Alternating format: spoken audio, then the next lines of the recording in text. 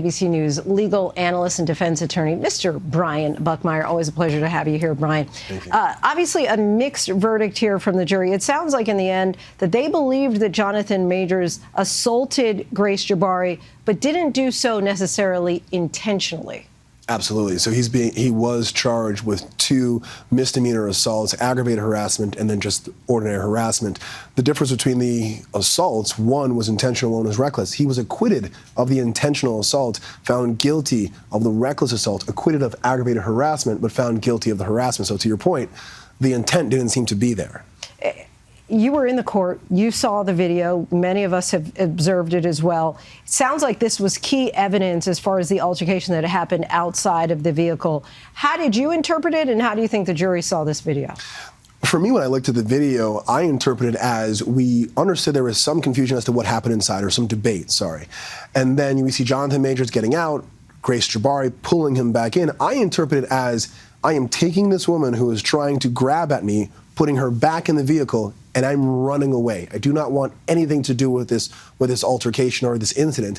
But I think the way the jury interpreted this was that putting her back in, that forcing her back into the vehicle, might have been the recklessness that might have caused the injury to the back of the ear or some other form of injury. Yeah, because it seemed like he was running away, she was chasing after him. Yeah, and that's where the confusion comes. If you are the victim in this case, why are you chasing your abuser for 5-6 blocks?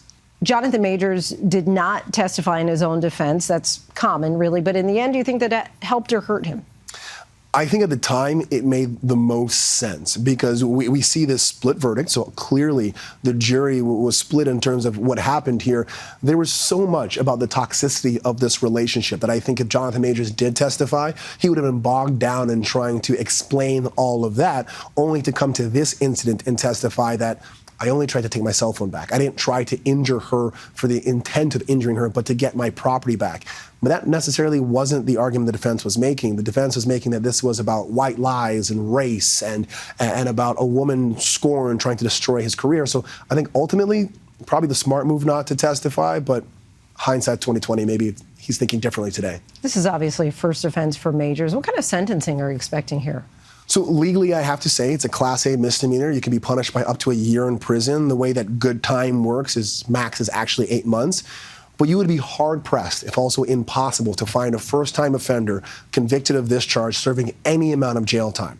I think a year of probation, community service, anger management seems much more appropriate and probably realistic in a case like this. I don't think he'll be in prison, but the fallout from his career and from the court of public opinion, I think, is what the most damage is going to happen here.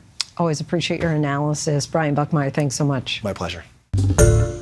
Hi, everyone. George Stephanopoulos here. Thanks for checking out the ABC News YouTube channel. If you'd like to get more videos, show highlights, and watch live event coverage, click on the right over here to subscribe to our channel. And don't forget to download the ABC News app for breaking news alerts. Thanks for watching.